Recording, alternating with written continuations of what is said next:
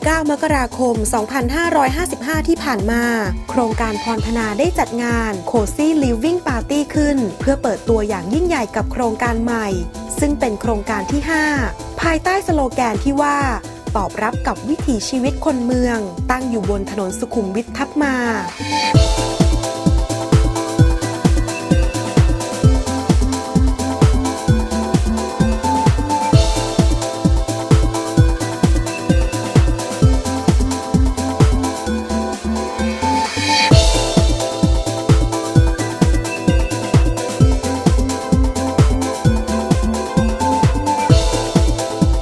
โดยได้รับเกียรติจากคุณนิกรนิยมไทย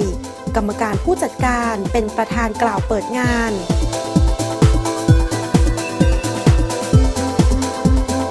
ภายในงานยังมีกิจกรรมให้กับผู้มาร่วมงานได้สนุกพร้อมรับของรางวัลมากมายอีกทั้งร่วมรับประทานอาหารและเพลิดเพลินกับวงดนตรีแบบสบายๆ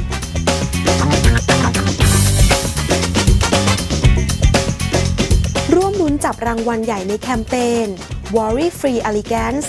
และผู้โชคดีที่ได้รับสร้อยคอทองคำหนัก 5 บาทคุณสิทธิชาติโพธนอมผู้โชคดีท่านที่ 2 ได้รับรถจักรยานยนต์ยามาฮ่าฟีโน่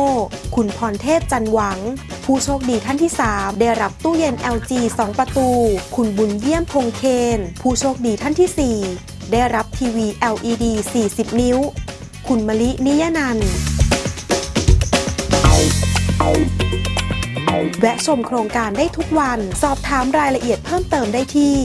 038 610 484 081 812 3875 082 464 2555 และ www.phorntana.com พรธนา